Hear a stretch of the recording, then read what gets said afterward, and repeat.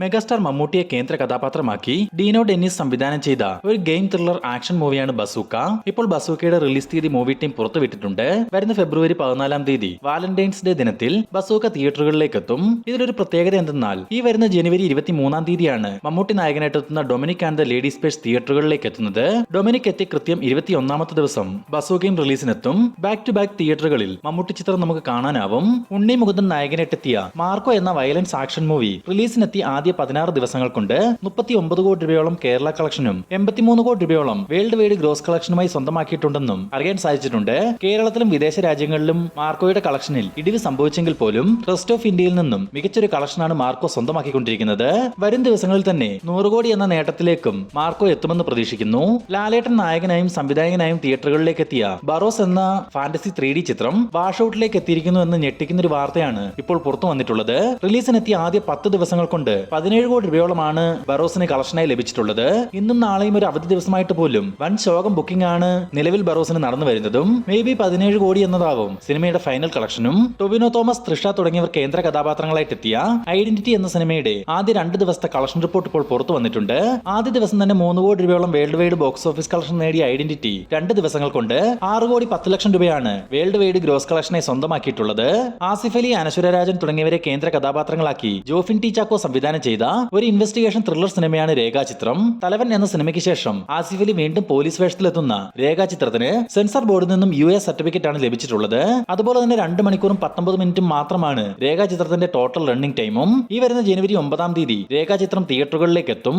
മാളികപ്പുറം എന്ന block buster സിനിമയ്ക്ക് ശേഷം അഭിലാഷ് പിള്ളയുടെ തിരക്കഥയിൽ വിഷ്ണു ശശിശങ്കർ സംവിധാനം ചെയ്യുന്ന ഏറ്റവും പുതിയ സിനിമയാണ് സുമതി വളവ്. ഒരു ഹൊറർ കോമഡി പശ്ചാത്തലത്തിൽ തയ്യാറാവുന്ന സുമതി വളവിന്റെ ഫസ്റ്റ് ലുക്ക് പോസ്റ്റർ കഴിഞ്ഞ ദിവസം പുറത്തു വന്നിരുന്നു. അർജുൻ അശോകൻ, ബാലു വർഗീസ് തുടങ്ങിയവർ പ്രധാന വേഷങ്ങളിലെത്തുന്ന സുമതി വളവിന്റെ ചിത്രീകരണം നിലവിൽ പുരോഗമിച്ചു വരികയാണ്. 2012 സുന്ദർ സി വിശാലിനെ നായകനാക്കി ചിത്രീകരിച്ച ഒരു കോമഡി ആക്ഷൻ സിനിമയാണ് മദഗജ രാജ.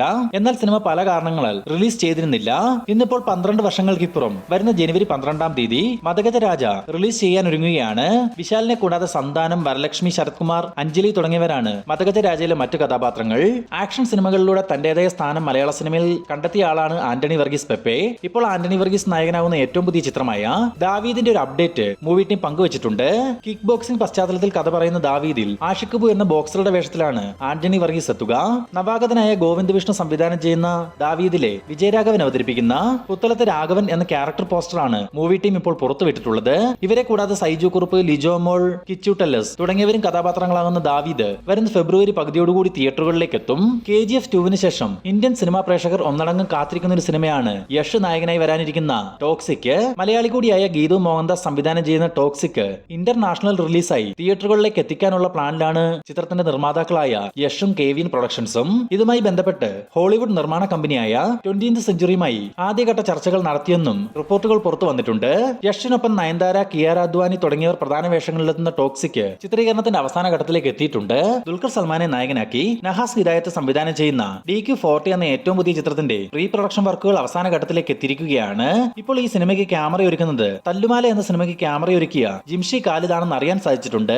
അതുപോലെ തന്നെ ഒരു ഫാന്റസി മിസ്റ്ററി പശ്ചാത്തലത്തിൽ തയ്യാറാവുന്ന DQ40 ആർട്ട് വർക്ക് ഒരുക്കുന്നത് ട്രാൻസ്, മഹേഷിന്റെ പ്രതികാരം തുടങ്ങിയ സിനിമകളുടെ കലാസംവിധായകനായിരുന്ന അജയൻ ചാലിശ്ശേരിയാണ്. ദുൽഖറിനൊപ്പം SJ സൂര്യ, ആന്റണി വർഗീസ് തുടങ്ങിയവർ പ്രധാന വേഷങ്ങളിലെത്തുന്ന ഈ ചിത്രം നിർമ്മിക്കുന്നത് ദുൽഖർ സൽമാന്റെ തന്നെ വേഫെയർ ഫിലിംസും വൈജയന്തി മൂവീസും ചേർന്നാണ്.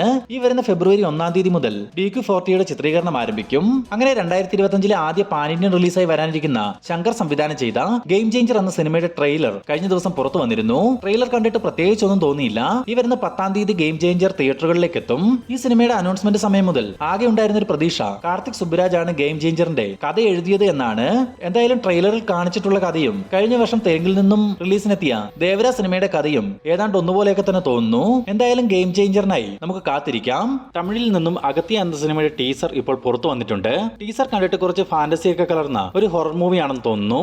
വിജയ് സംവിധാനം ചെയ്യുന്ന ഈ ചിത്രത്തിൽ ജീവ, അർജുൻ, രാശി ഖന്ന തുടങ്ങിയവരാണ് പ്രധാന വേഷത്തിലെത്തുക. ചിത്രത്തിന് മ്യൂസിക് ഒരുക്കുന്നത് യുവൻ ശങ്കർ രാജയാണ്. ജനുവരി മാസം അവസാന വാരത്തിൽ അഗത്യ തിയേറ്ററുകളിലേക്ക് എത്തും. ലാലേട്ടനെ നായകനാക്കി തരുൺ മൂർത്തി സംവിധാനം ചെയ്ത തുടരും എന്ന സിനിമയുടെ റിലീസ് പ്രൊമോഷൻ വർക്കുകൾ മൂവി ടീം ആരംഭിക്കാൻ പോകുന്നു. ഇതിന്റെ ഭാഗമായി സിനിമയുടെ ഒരു മേക്കിംഗ് വീഡിയോ ഇന്നലെ മൂവി ടീം പുറത്തുവിട്ടിട്ടുണ്ട്. രജപുത്ര വിഷ്വൽ മീഡിയയ്ക്ക് വേണ്ടി M രഞ്ജിത്ത് നിർമ്മിക്കുന്ന തുടരും ഈ വരുന്ന ജനുവരി 30 തീയതിയാണ് തിയേറ്ററുകളിലേക്ക് എത്തുക. ചിത്രത്തിന്റെ ഒരു ട്രെയിലർ അടുത്ത വാരം അവസാനത്തോടുകൂടി റിലീസിനെത്തും. അപ്പോൾ ഇതുപോലുള്ള ഇതുപോലുള്ള ഏറ്റവും പുതിയ സിനിമാ വാർത്തകൾക്കായി നമ്മുടെ ഈ ചാനൽ ഇപ്പോൾ തന്നെ സബ്സ്ക്രൈബ് ചെയ്തു നോക്കുക.